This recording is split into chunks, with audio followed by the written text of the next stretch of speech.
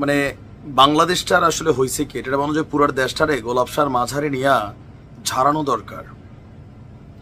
এই প্রথমবারের মতো এমন ঘটনা আমরা দেখলাম যে ভিন্ন ওয়েতে বিভিন্ন সময় আমরা শুনতাম যে মাদ্রাসার মধ্যে অনেক জায়গায় আমরা দেখেছি যে মাদ্রাসার যারা তালেবুল এলেম আছেন এদের অনেককেই মাদ্রাসার শিক্ষকরা বলাৎকার করেন, এরকম ঘটনা পত্রিকাতে আসতো।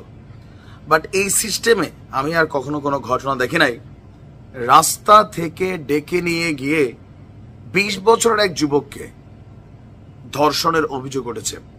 ঘটনার প্রেক্ষাপট হচ্ছে নারায়ণগঞ্জে। ভাবা যায় দর্শক, ঘটনাটা এখনকার না, প্রায় ১ থেকে ১ মাস ৮-১০ দিন হয়ে গেছে, কিন্তু এখন এই বিষয়টা সামনে আসছে যে গত ৮ই ফেব্রুয়ারি নারায়ণগঞ্জের বন্দর উপজেলার শাহী মসজিদ পল্লী বিদ্যুৎ রোড এলাকায় এই চাঞ্চল্যকর ঘটনাটি ঘটেছিল। যখন সারা বাংলাদেশে ধর্ষণের ইস্যু নিয়ে তোলপাড়, ঠিক এই মুহূর্তে ধর্ষণের শিকার ওই যুবকের মা বাদী হয়ে আপনার গতকালকে আপনার বন্দর থানায় একটা মামলা করেছেন। মামলার আর্জিতে উল্লেখ করা হয় তার ছেলেটি সহজ সরল প্রকৃতির, সম্ভবত কিছুটা বুদ্ধি প্রতিবন্ধী টাইপের। আমাদের বাংলাদেশে অনেক যুবকই আছে হাবাগোবা টাইপের। ঘটনাটির রাতে যুবকটির বাড়ির সামনে রাস্তায় দাঁড়িয়েছিলেন। তার বাড়ির সামনে ছিল।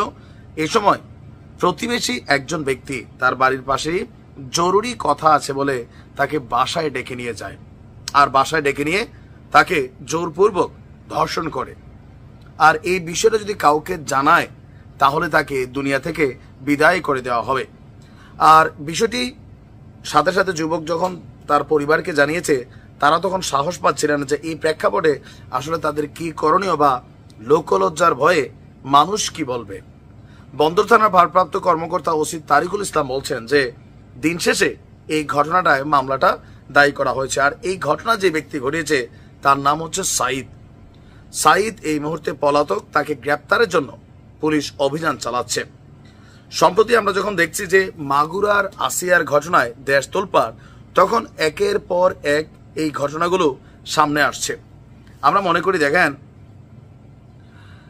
মানে কোথায় যে আসলে দেশ গেছে, এই জিনিসটার জন্য সরকারকে দায়ী করবেন? নও, কোনো ধর্ষণের জন্য এই মুহূর্তে সরকারকে দায়ী করার পক্ষে আমি না।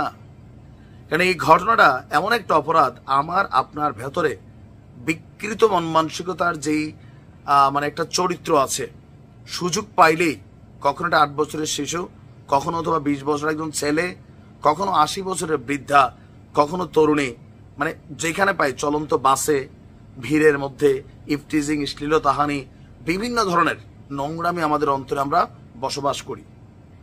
এটা সামাজিক অবক্ষয়ের একটা বিরাট বহিঃপ্রকাশ।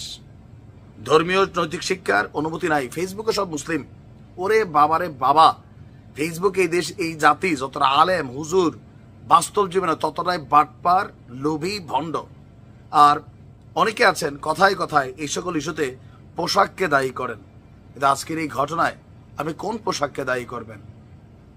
এদের দৃষ্টান্তমূলক সাজাটা ফাঁসি অথবা ইয়ার মাধ্যমে, আমরা যেটা বলছি যে কোমর পর্যন্ত পুঁতা ফেলতে হবে, এরপরে ওই যে আমরা যেটা বলছি ছোট ছোট টুকরা মারতে হবে।